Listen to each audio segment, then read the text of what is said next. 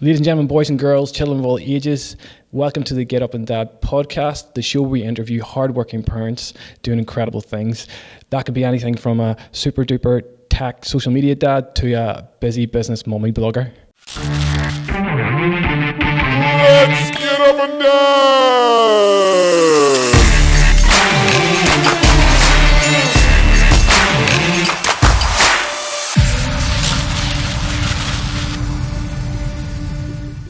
Today on the show we have the amazing Paul Murray. Who is Paul Murray? He is Primal Strength and Movement based in Lisburn, a private training facility. He is well known for calling people out on Facebook on all things fitness, and telling them how it should be done. He has a personal interest in helping guys in their 40s through lifting weights, moving better, and helping them believe in themselves.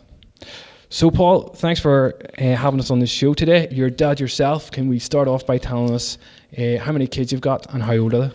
I've got two daughters, Sive, 5 years old, and Avery, and she's 2.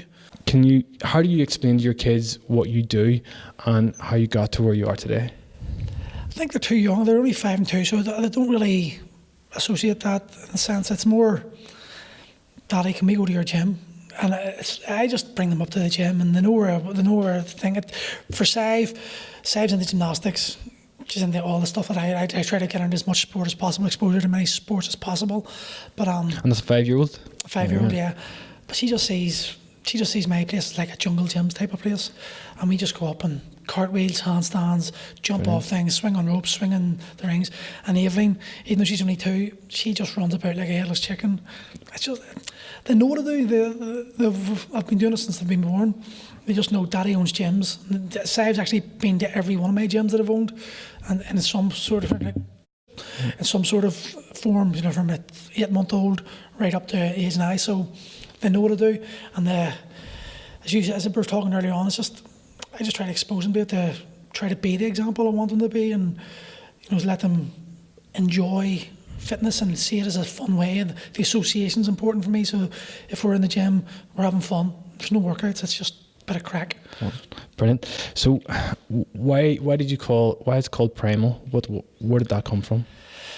It actually started from the Iron Fit days when we were just Iron Fit. It was strength and movement, so it was. And we were very movement based, and even though I'm on social media a lot just because of the curse of my job, I actually don't like it, and I like the nature. I like open airs, forests, beaches. I like the primal way of living. I like the simplistic way of life. I've had this shift in my mindset about the way society is today. It's more and more and more who's made the most money, who's got the nicest house, who's got the richest, best car, and we're always comparing ourselves to someone else. And the reality is there's always going to be someone better, which means we're never going to be satisfied with our lives. So I've made a shift to try to minimise everything. Like I tell them in videos, I live in a van. I've had to actually rent a house because I've got the kids now, and it's actually upsetting me. But because I like my wee locking myself in my door and just, that's it, there's no one else to disturb me. I like the simplistic way of things, washing dishes in a sink. I like having no dishwasher. I like having no washing machine, pack my clothes in a bag and just bring them home once a week, and doing things very primal. So everything in my life is sort of going that primitive primal way. Brilliant. And I think that's the key to happiness, to be honest. Yeah. Minimalising everything, not accepting that we're trying to remember the Seneca quote that's gone out of my head, but to learn to crave, basically, shall we say, in the translation, crave the things you already own. Learn to love the things you already own rather than want to have things you don't, because you're always going to be just chasing the next thing. Mobile phones are the perfect example. The iPhone 7, iPhone 7, oh shit, there's the iPhone 8 out, I need the iPhone 8, oh there's the iPhone 9. We're never happy with it. So it's learning to appreciate and love what you got, and then that's going to release the stress, and it frees you of the worry about society and what society expects you to have, and actually learning to live your own life as opposed to living what you think you have to live because society's told you that. That's the way it is. Does that make sense? Brilliant. So that's what Primal is. Awesome. So what's your favourite get up and dad thing to do with the kids? What do you like, just say it, right, stuff it, let's go. There is no favourite thing for me. It's the moment. Like if you plan things, ever notice your kids are exactly as mine? Do you ever notice when you plan things, it turns out to be the worst plan. The best example is, do you remember when you were a teenager, or not teenager, like 20s? Do you go to Shine? I think I used to do it on Shine, so I did years ago. But you'd have a super shine raised up, and you'd be like, right, I'm taking that weekend off, and you'd be waiting, and it was such a letdown. And then there would be days you'd be sitting about, and you may go, do you want to go out for a drink? Yes. And they were the best nights. Random. Yeah. They were because there was no plan and there was no expectations. And I think that's sort of the way I do with the kids. It's like, come on, we'll do something stupid. Yeah. Come on, we'll get on my back, we'll run about the house like horses, and we'll play hide and seek in one room, and you know every hiding place in the world, but the kids love it still, and you still do it. And it's like, you look at their faces, and for me, it's living in the moment with them. You know, it's not anticipating anything and forgetting about, when I play with my kids, I forget about the fact that, I've lost 3 clients. Oh God, I've got to pay that bill. Oh, geez. Exactly. It's not that. The kids are the best teachers we adults can have, I think. And if you just let them lead and just follow it and just let it go, just let it naturally evolve into whatever they want it to be, I think you find, I get pleasure out of is watching them create things. I'm very creative. I wrote a book. I'm an artist. I'm always thinking of creative ideas, and I love to see my children just making up crazy rules for games, and we're playing it, and I'm going, what does this mean? And she's like, no, Daddy, do this. Okay, we'll do that. And before you know it, 2 hours have gone by. I've stayed in the room. We've got a tent out. We've got blankets out, and I've got pegs on, and when I got a tent, and when I avoiding the lion that's in the corner that's going to eat us. And that's, for me, that's what the get up and dad thing is. It's just letting the kids be kids, let them explore their imagination, and they're the things that they're always going to remember. I don't know what you're like, but there's a story I always tell. When I was 8, and it's the reason why I'm so into my physics and so into astrology. And my granda, he was one of my heroes. My granda and my dad, 2 of them were like the biggest influence in your life. But my granda was one of those ultimate grandas. He would make you anything you wanted. He had a workshop, and he'd carve you a sword or make you a gun as a kid. Or I remember as a 5-year-old, for like 3 years, he promised me he was going to make me a spaceship. Yeah. And I was like, Granda, have you got the spaceships? I was talking to a man, he's going to get me the stuff. And I genuinely believed for 3 years my granda was going to make me a spaceship. But he got a rock one day, and he cut it open. It was in Mullaghmore, and I remember we were walking along the sand dunes, and he got this rock and he cracked it open. And he said, Paul, it's the first time light has shone on that in maybe 8 billion years. And this just blew me away. Is that older than you, Granda? And he laughed. He's like, it's a lot older than me. I was thinking my Granda's 67 or 70 or something. I was like, oh, that's old. And I couldn't. But that one small thing, he had never remembered. But that started a fascination for me about the stars, about astrology, about physics, about wanting to understand the laws of things and all. And that one incident. And I think the small things you do with your kids can have the greatest impact in your life. So there are the things I'm talking about that I like to do with the kids, and just random stupid things. Brilliant.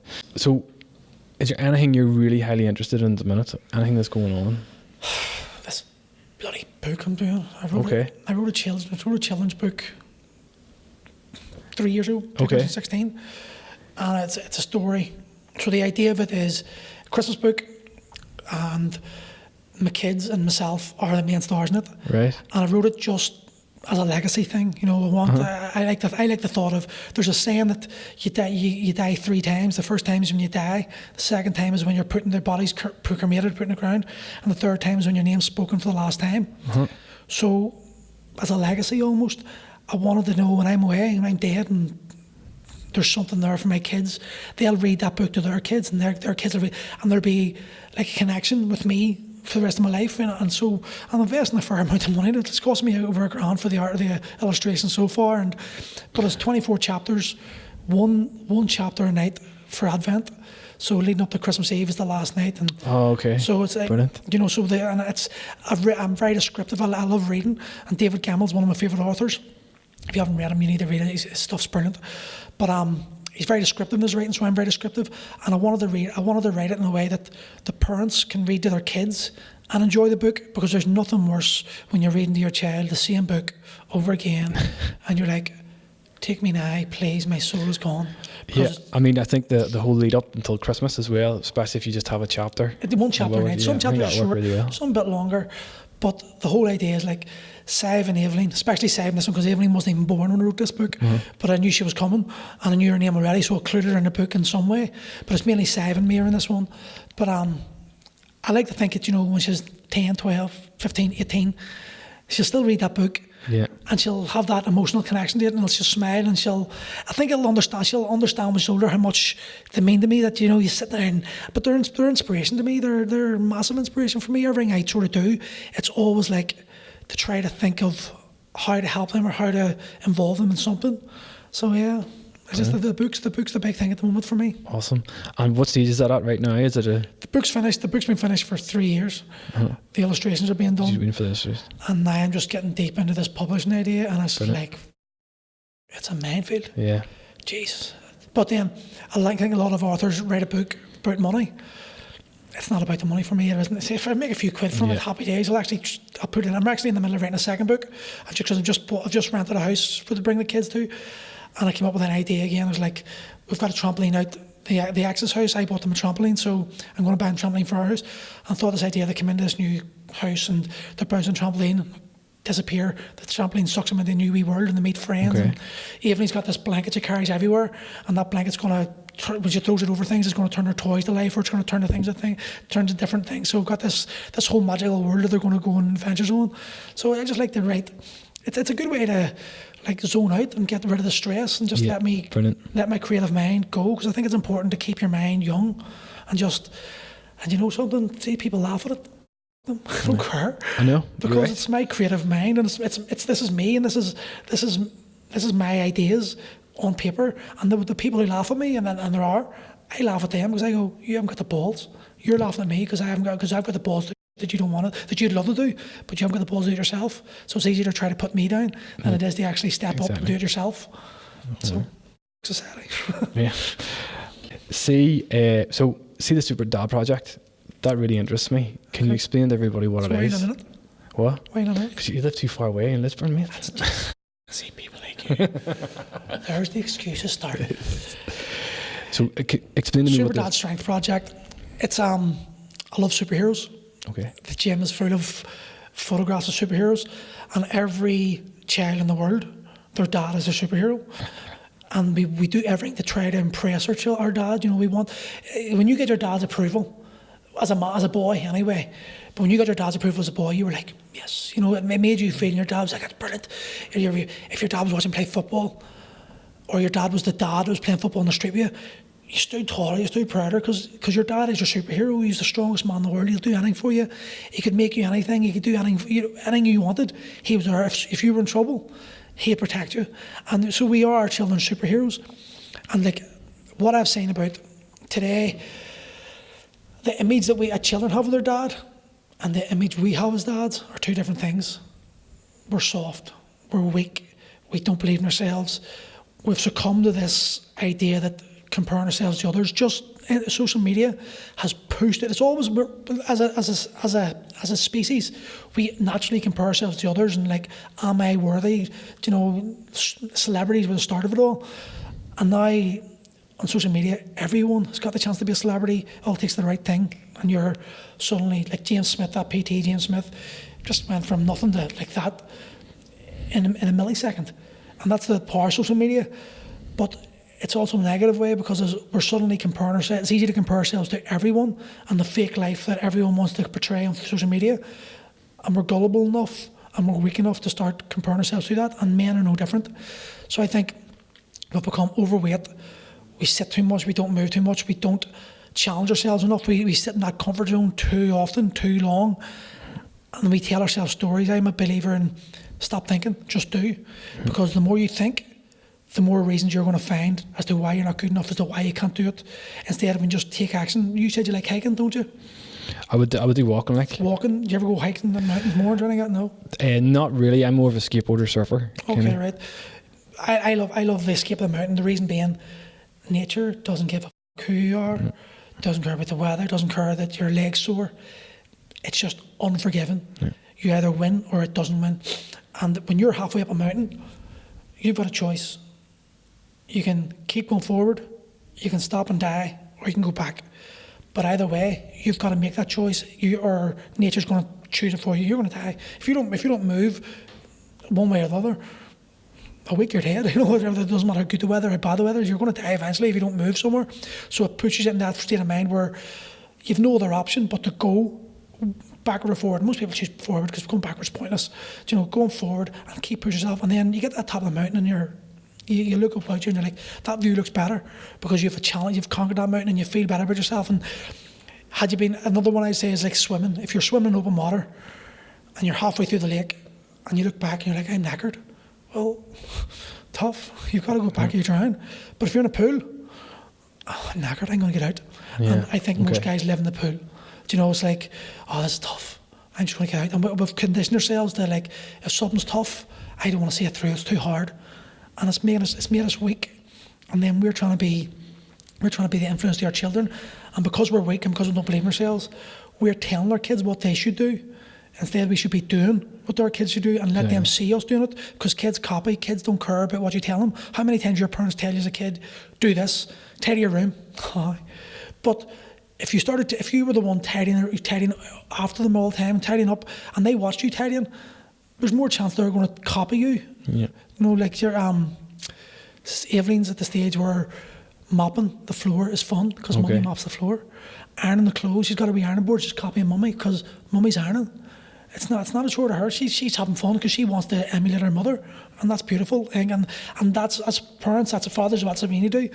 But fathers aren't there enough because the pressure of society, the pressure to buy the things that all the kids need, apparently, means we're working overtime to buy the stuff we don't want, and it's not really helping their life. Instead, and that's getting us weak, that's making us weaker, that's making us so fatter because we're not exercising and we're feeling pressured. Instead, we should just like accept our kids don't need these things. What they need is you. They need us to be their guide, to be their support network, and to encourage them and to tell them they can do things and show them and to fail. Like I do. I'm good at handstands. It's the bane of my life. Everyone I know, I can coach more people than handstands I can do. But Sive and I love handstands together because we're both crap at them. But it's great for me to be crap at them because it's a lesson for her. I can turn and say, it's okay to fail. It's all right to be bad. Sive's 5'9" and she's unbelievable cartwheels. She's actually better than me. But 2 years ago, she was doing this wee weird like thing, and she was like, and she wouldn't do it properly. I was like, no, come on, try it again. And she was like quitting. And then I done a cartwheel, and she was like, but that's mad. But that stupid thing cartwheel I done, it's a crap cartwheel. My legs were up in the air and it was all over the place. But to her, it was like, and I remember, Daddy, how do you do it? Like practice.